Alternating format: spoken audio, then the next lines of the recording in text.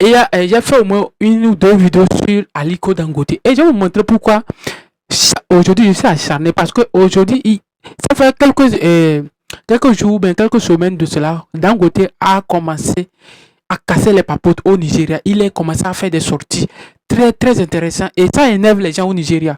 Parce que il a commencé à demander qu'est-ce que fait que quelqu'un, parce que tout le monde connaît bien le Nigeria. Au nord du Nigeria, et on a découragé beaucoup de jeunes qui ne vont plus, soit disant que l'école occidentale est un crime. C'est pas bon. C'est haram. C'est pas du tout bon. Et vous allez voir qu'au Nigeria, il y a beaucoup de jeunes qui ne vont pas à l'école, surtout au nord du Nigeria. C'est pour cela que vous allez voir, ils viennent ici dans nos pays francophones pour vendre la viande. Quand vous arrivez à Accra, dans les grandes capitales, vous allez voir la majorité de ceux qui vendent les viandes fumées là, au bord de la route là.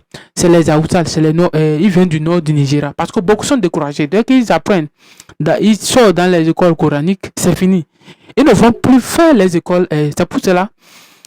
Aliko Dangote est sorti. Et il dit pourquoi? C'est parce que nous, les leaders, parce que nous, les riches, les milliardaires au Nigeria, ne veulent pas investir. Ne veulent pas comprendre que les gens au Nigeria, ils ont l'une des plus grandes flottes de jets privés au monde.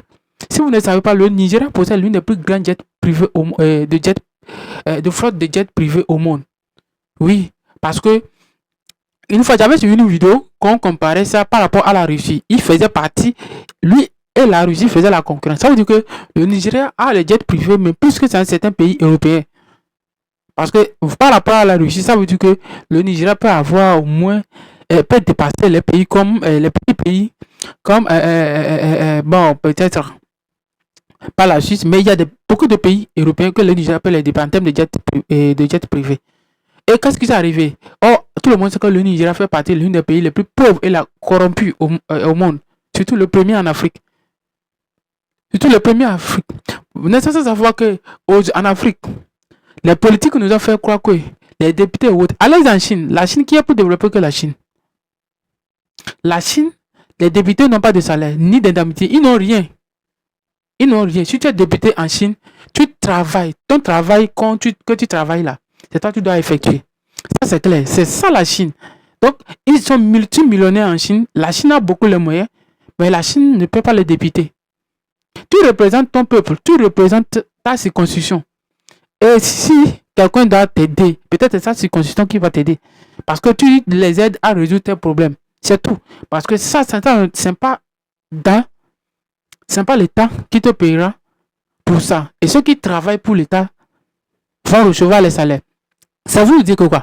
Aujourd'hui, Dangote est sorti et il est en train de dénoncer que comment se fait-il que quelqu'un qui vient et qui est à la tête d'une société État paye, qui reçoit un salaire, paye 5 millions de dollars de quoi, comment on appelle ça, 5 millions de dollars de scolarité à ses enfants qui sont scolarisés ensuite. Donc, il parlait du directeur de la société pétrolière du Nigeria, la NSP.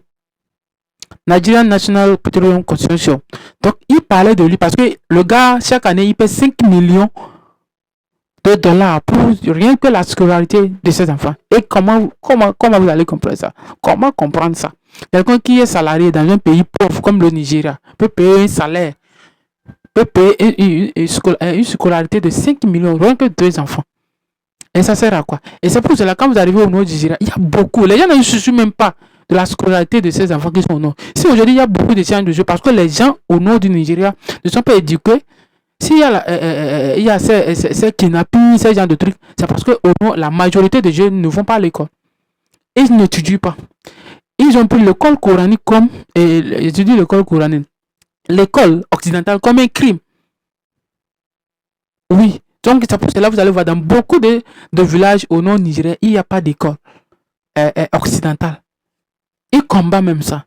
Et c'est ça qui était même à l'origine de quoi? De la naissance de Boko Haram. Voilà. Donc, ça veut dire que quoi? Ça veut dire que les gens, les politiques ont su faire quelque chose pour pouvoir avoir le peuple. Et aujourd'hui, tous ces gens au nord du Nigeria sont dans une piège parce qu'ils ne savent pas.